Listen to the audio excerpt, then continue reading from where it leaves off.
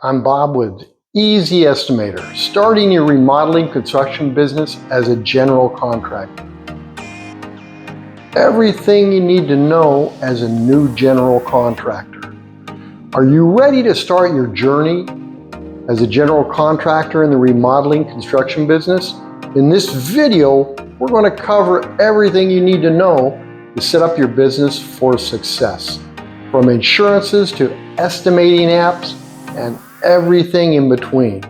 The importance of insurance. First things first, insurance as a general contractor protecting your business and your client is essential. The top types of insurance you'll need include general liability insurance to cover costs that may happen at the job site, whether it's a fire, flood, or anything that could happen. Also, workers' compensation insurance if you have employees. Protect your employees in case someone does get injured on the job. It's required by law in the state of California to have workers' comp. So that's something you want to look into. Builder's risk insurance in case something happens during the construction of the job. That's one that is an alternative insurance that you can have as well. These cover risks from injury to problems on the job, theft, and so forth. So you want to have your insurances in place. Work with an insurance agent who specializes in construction to make sure you have the right coverage. Shop your insurance to get the best rates because not all insurance companies are giving you the same coverage at the same rate. They're all going to be different. See what coverage you need to have for your type of business and just get enough insurance to cover it. To me, I always felt that insurance is a necessary evil. I hate to have it, but I have to have it. So you need it. So research your insurance companies and try to get a reasonable price for your insurance. Number two, we're going to talk about office space, office warehouse, storage yard. Do you need an office? Well, not necessarily in the construction field. Very rarely do you have a need to have an office unless you have a showroom. If you're selling cabinets and you're a cabinet maker and you need to have a display, that's fine. But as a general, you're not going to have an ADU and you don't need to set up kitchens. As long as you have nice pictures, that way you could at least show some of your work. Most estimates are completed at the customer's job site, whether it be home or commercial site. An office may be needed if you have office personnel, employees, but a lot of times nowadays they do work remotely. So the expense of spending $1,000 to $3,000 for an office may not be worth it for you.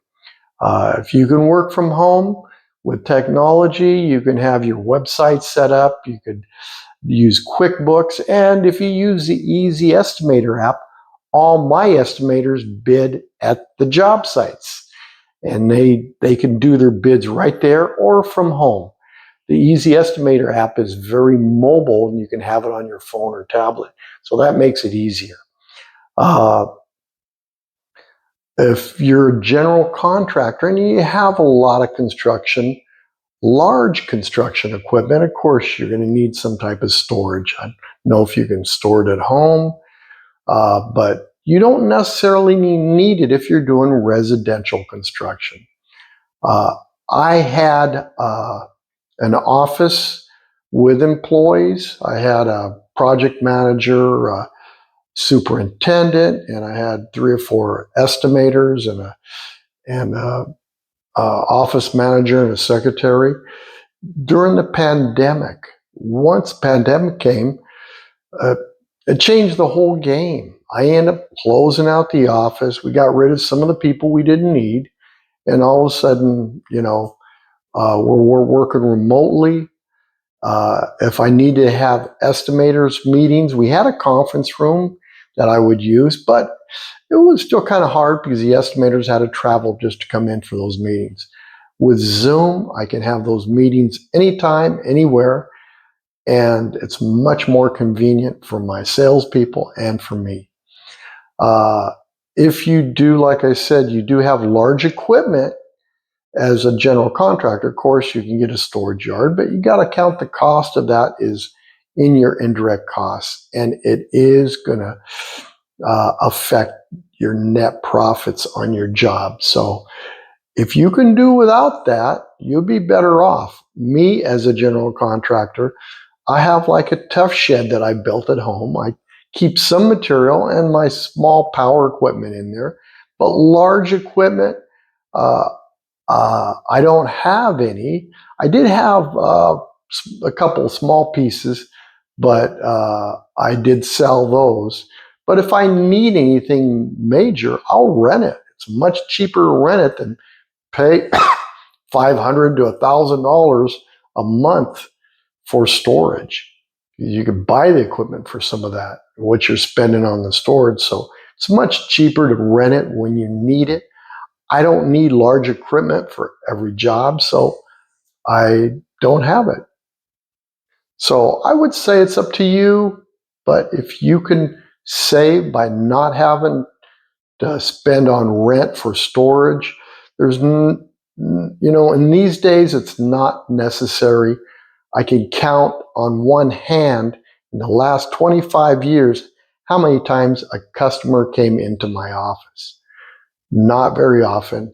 And they don't really care. As long as you have a nice website, you do good work, that's all they care about. Okay? Number 3, subcontractors versus employees.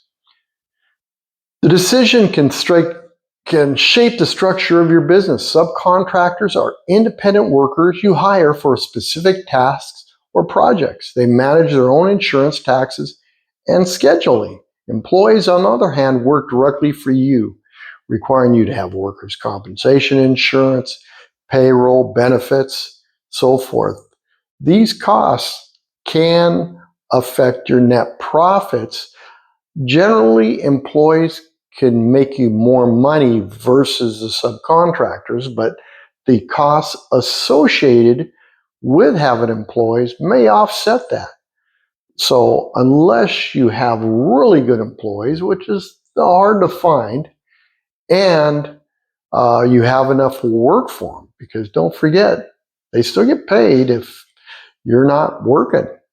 So you need to make sure you always have enough work. With subcontractors, they don't get paid unless they actually have a job. So that's one thing you have to look at. I did have about 3 or 4 crews that I had to let go because they were actually costing me more money than they were worth. Well, at least with subcontractors, I don't have to worry about their payroll. I have to worry about keeping them working. I don't have to worry about their workers' compensation insurance or liability. That's on them. Let them worry about it. Plus, the biggest thing is supervising.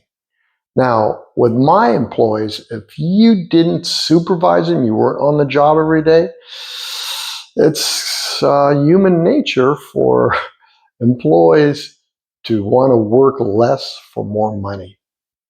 But with subcontractors, the chances are they need to make money, so they either got good supervisors or they're supervising their jobs. When I was running 10 jobs, I could not be at the jobs every day, all day, to supervise the crews. And you have one bad employee, he could affect all of them and make them all milk the clock. So it's really important that you make a decision on how you run your business.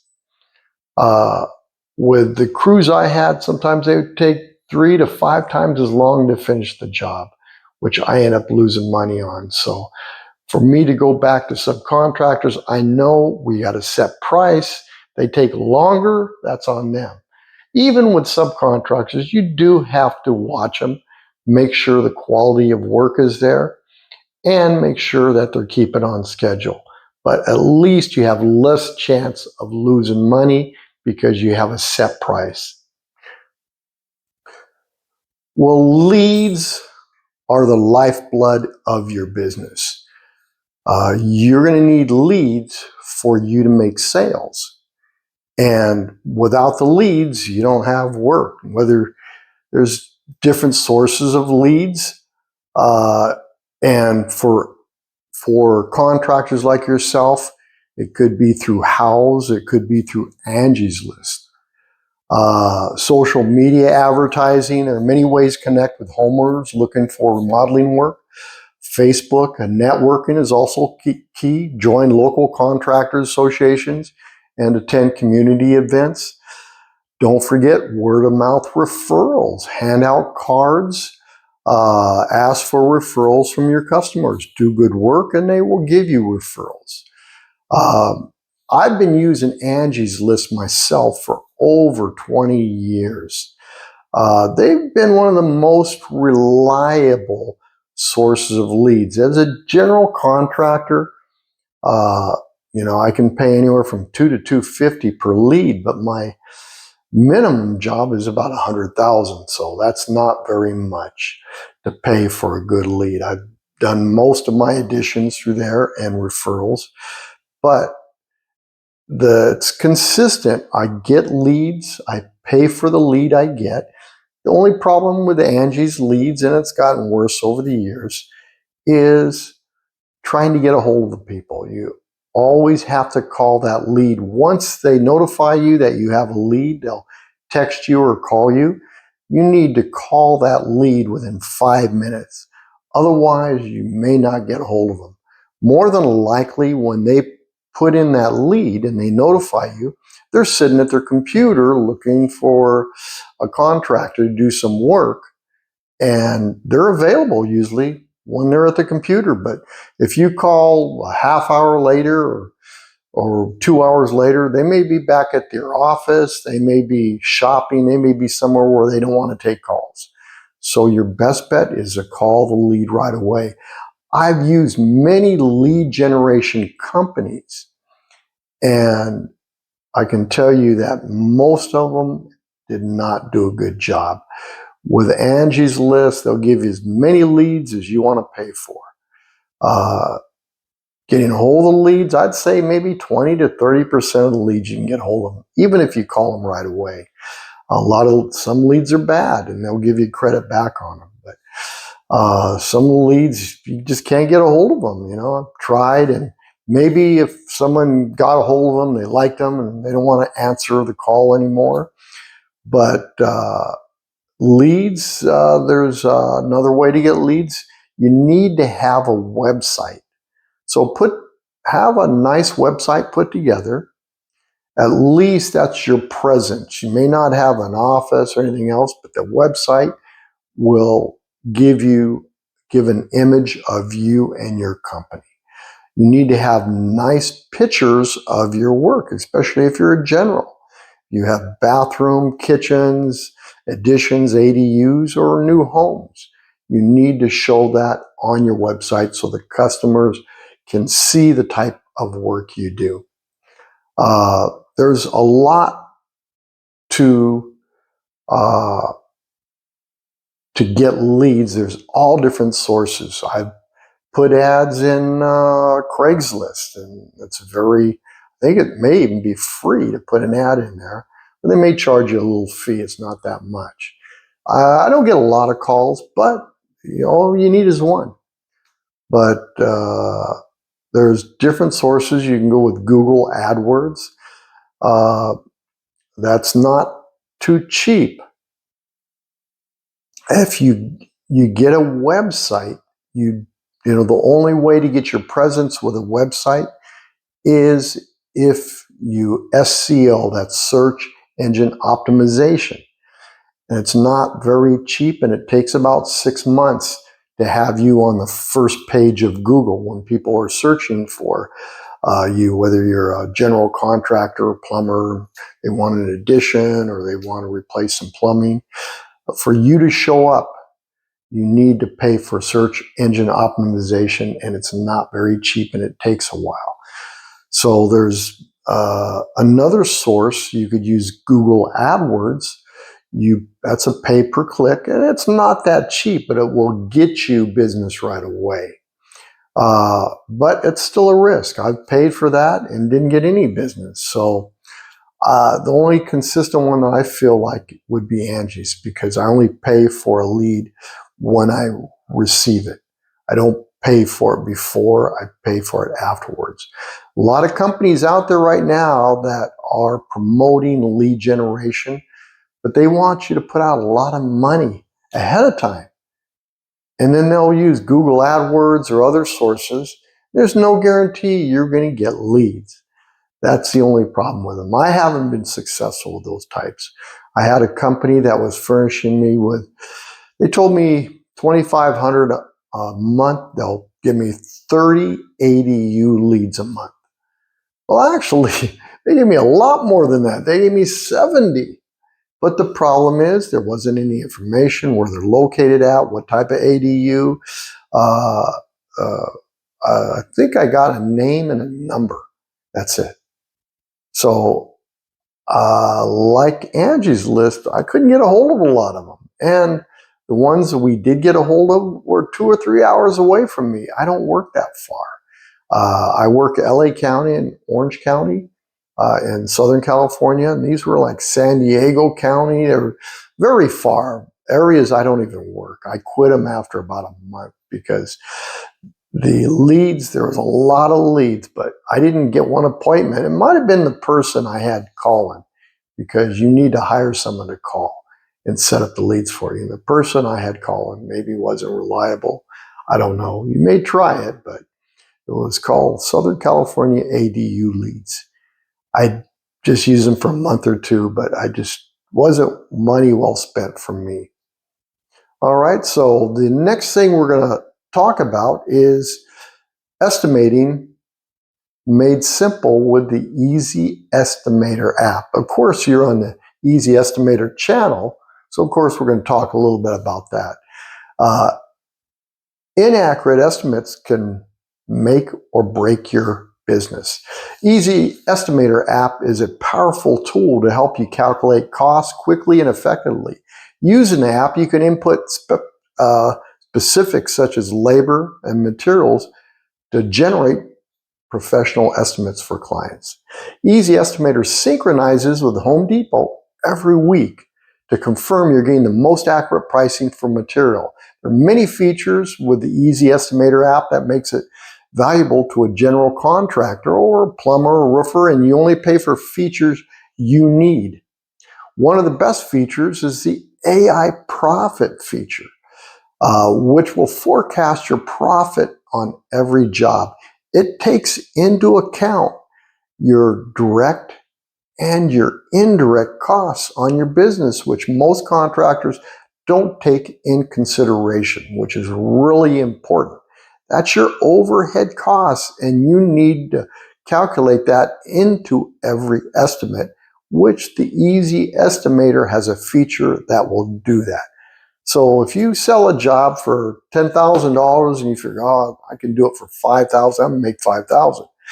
Well, at the end of the month, you realize, you know what, I've only made $2,000. Why is that? Well, you paid out another $3,000 for your indirect and direct costs.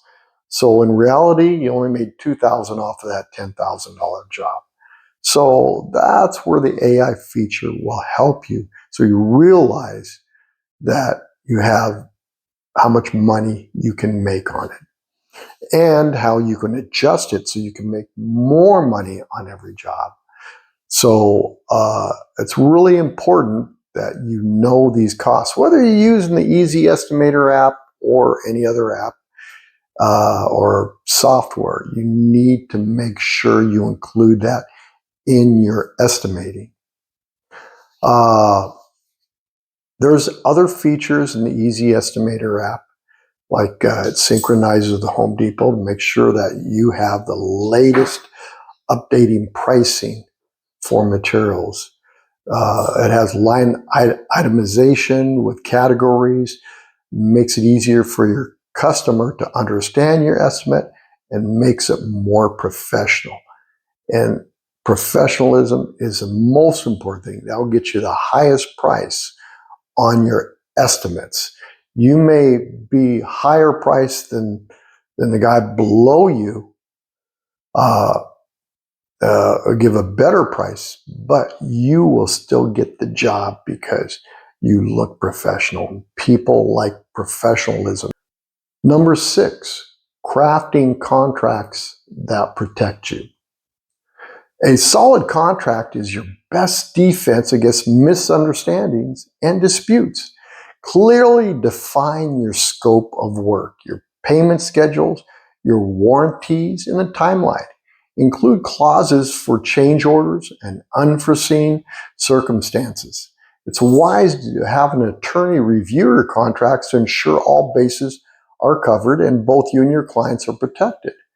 There are pre-printed contracts that you can purchase that will protect you in your business. Most states have requirements that you need to follow in dealing with homeowners, so be sure your contracts are accurate for the state you are in. The contract is separate from the estimate specifications, which become part of the contract when signed by the customer. Remember, customers always remember only the items that would benefit them. Please review my other videos on YouTube as we discuss how to write up specifications with exclusions. This is very simple to do with the Easy Estimator app. We have videos on how to write up your specifications and how to protect yourself. Buying materials strategically. Materials are the backbone of your projects, and buying strategically can save you money and time. Build relationships with local suppliers for discounts and reliability. Purchase in bulk when possible, but avoid overstocking to minimize waste. Always prioritize quality. Clients notice the difference. You can mark up materials that you purchase from your supplier like Home Depot, but my company does not mark up materials, as it looks better when you tell the customer that you don't mark up the materials. Plus, it makes it easier when we have to credit them back, because I can tell you we include material, whether it be fixtures, windows, sinks, faucets, lighting, in every estimate. And we do include a material list with the prices in there. And it makes it much easier because customers will want to pick their own material. I'll include a faucet in there from Home Depot. They'll pick a different faucet. So if I credit them the marked up price, they're going to say, well, I could have bought it at Home Depot for, $120 and I see your price is $150. So there's no miscommunications. It's easier just to charge them for the cost of the material. And it doesn't mean I lose money because I'm not marking up material. I mark up my labor to make up for it. But I don't mark up the material. And another thing about it, in the Easy Estimator app, it actually has a material list that you can give your customer. And that material list will usually include the material and what you're paying for the cost of material. So you can actually print out a nice clean material list, and when I give it to the customer, I tell them that's their allowance. So if I bid $120 faucet, they're not going to buy a $170 faucet and or tell me to buy a $170 faucet. They have to either stay in their allowance or they're going to pay the difference. So that protects me. So because I can tell you, customers, if you don't give them allowance, they'll buy the most expensive item of what you bid. So you always want to include an allowance in your bid. We have a training video on how to put the materials in your Easy Estimator app from the Home Depot. So if you go back to our YouTube channel, look for a training video on how to create codes, and it will show you. Another really important thing is to make sure you have exclusions in there, and the training videos will also talk about that. Well, the final tips for success is starting a remodeling construction business takes dedication, organization, knowledge. Invest in your skills, keep learning, and always prioritize customer satisfaction. The right tools, insurance, and team will set your business apart and lead to long-term success. Thanks for watching. If you found this video helpful, give it a like and subscribe for more tips on growing your construction business. Now it's time to get started and build your dreams into reality. Good luck.